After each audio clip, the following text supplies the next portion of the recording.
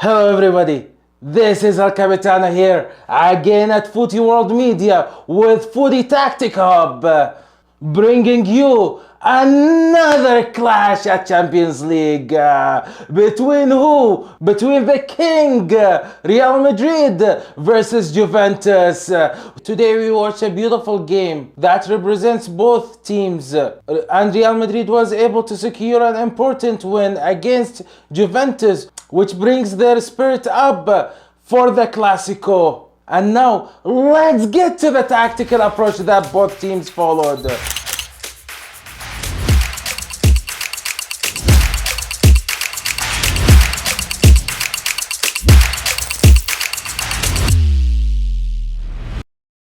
Let's begin with Juventus.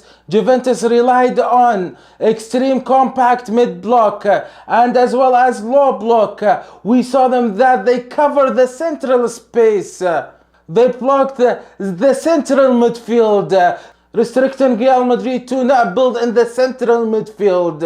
And Real Madrid tried to overload in the central midfield, but because Juventus played well in the central midfield and they had numerical superiority in the central midfield, that's why Real Madrid was forced to circulate the ball through the width, counting on Diaz and Vinicius in the first half, and sometimes we saw that Carreras and Valverde pushing forward. That's because Juventus blocked the central spaces. And now, to give you more clarity and clarify some points, let me show you both teams how they played through different phases in this game on the tactical board. Let's go! Now, as we could see on the tactical board, we're gonna start elaborating both teams' formation and how it changed through different phases of the game. So on the right side, on the red chips is gonna be Real Madrid, on the blue chips is gonna be Juventus. So as we could see that Real Madrid started the game with 4-2-3-1, and this formation sometimes would change to 4-4-3-3, and Juventus started with 3-5-3 on the papers. However, this formation would change absolutely during the low block. So during the low block, we'll see that Juventus counts on 5, and you see Clulo and Campiaso, they would play as a left backs. The priority for Juventus with this formation is to cover the central spaces, especially not allowing Real Madrid to enter through the half spaces and make any gaps between the players. And this would make it difficult for Real Madrid to create high quality chances inside the penalty areas. And sometimes we'd see this formation shifts to 6-2-2. So we would see them like this, just to not allow any gaps between the players. However, Real Madrid, we saw them normally. What happens is during progression, we see them with the formation of 2-3-5. So, and at the same time, you would see Juventus defending with 6-2-2.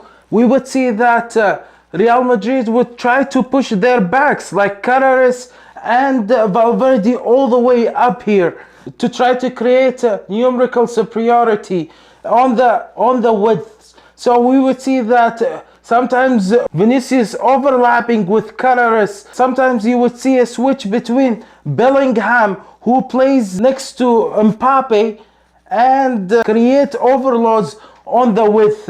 At the same time, we saw that, especially on the first half, that Real Madrid focused on the right side as well, because on this side they had Valverde, who played actually a very good game on the right back, supporting Ibrahim Diaz, or sometimes you would see Guler comes in, and sometimes we would see that Real Madrid's formation would change to 3-4-3, especially during the final where Real Madrid changes the formation to this shape. You would see automatically Juventus's shape changes to 5-3-2. As we could notice that The Juventus players, like, they're not leaving any central spaces. They're not leaving gaps between the players. You would see zonal marking and as well as 1 versus 1, not leaving any gaps behind. Although Real Madrid, especially in the second half, they had so many chances, but these chances was either intercepted by the defenders or the goalie did an amazing job. Gave Juventus the flexibility with the quick transitions. As we saw in the minute 49 when Vlahovic had one-on-one against Courtois, that chance was created by one pass who performed a really good game as well. We couldn't cover much about the tactical approaches, especially for Xabi Alonso in this video, but we have another video coming up probably tomorrow for the proactive analysis for the Clásico. So if you haven't subscribed, many tactical videos coming up soon. And as I mentioned before, that we're just starting, we're warming up. And now let's continue with our tactical breakdown for this game. In the first 25 minutes, Real Madrid started with the high press. Especially we saw that for the second time, Bellingham and Arda Güler this season start together. I was wondering how are they gonna play together. But fairly enough, we saw Xabi Alonso gave each player a different role. I saw that Arda Güler actually took his place on this squad, but I don't know if he's gonna be there on the Clásico. So Arda Güler was the responsible person for the build-up from the back. We saw him playing alongside with Tchouaméni, and as well we saw that in the first 25 minutes that Xabi Alonso with the full backs pushed high. We saw that Tudor tried to stop this high press with a low block and not leaving any central and not leaving any gap. During the first 20 minutes as well, we saw that both teams had chances, but the goalies, they performed really well in this game, especially Courtois. During the first half, he kept his team in the game. As well as in the first 25 minutes, we didn't see Mbappe as much. He wasn't contributing. You feel like he was disconnected from the team. And as well as Vinicius. Yes, he had some attempts, but it wasn't Vinicius that we know. But I want to highlight one thing. I noticed that Arda Güler became the heart of Real Madrid. Every successful attack should start from him. Valverde, he created some chaos on the right side.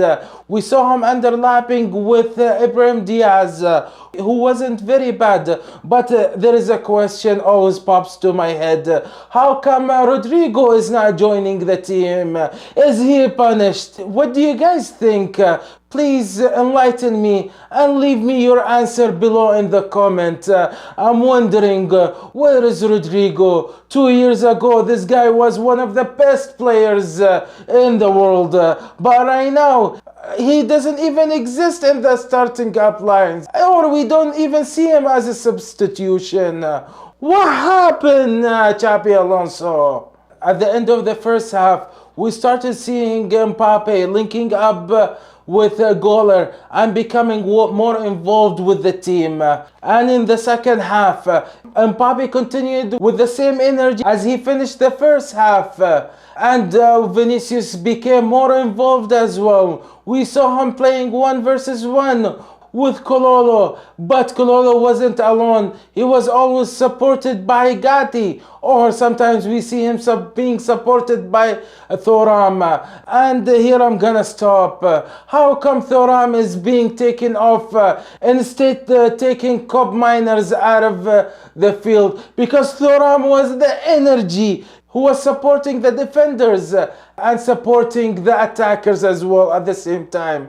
Going back to Vinicius, when he started making chaos and utilizing his brilliance individual skills, we saw that Real Madrid's goal came in and they scored the winning goal through Bellingham. What a follow-up from Bellingham. He reminded me of Bellingham 2 years ago when he came to Real Madrid. He was just a scoring machine. I'm not gonna exaggerate and say it's a wonderful goal. It was a brilliant follow-up. Even after Real Madrid scored the goal, we saw that they continued the high press and creating more chances.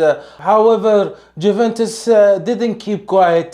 They had their chances as well, but there was a guy who brought so many Champions Leagues for Real Madrid, and the reason number one, who's other than Courtois. He was there to save his team and bring the win to reality. And I want to highlight some players at the end of the video. Yes, Courtois, from my opinion, is the man of the match.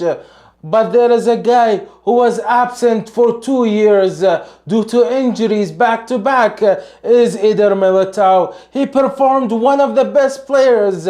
He performed one of the best games. And I didn't feel like Huijsen is out. And the other guy I want to mention is Valverde. Valverde, this guy, wherever you put him as a back, as a right back, as a midfielder, as a goalie, he's number one. He gives it all. I like this guy. I like his energy. He performed an amazing game. The last point I want to mention before ending the video. Xabi Alonso, when you're playing high defensive line, you need to be careful. Because Juventus in this game, they had so many chances. But you had Courtois on the other side who saved you. But in the upcoming games, especially in the Clásicos, I don't think that Hansi Flick would have mercy on you if you give him these spaces, because it was easy for Juventus to break down the high defensive line. And with all respect, if Juventus was able to break this high defensive line, believe me, Hansi Flick will destroy you with his machines. At the end of the video, I want to thank you all. And please, if you like our content and you'd like to support us, give us that like button and subscribe. And peace till the next one.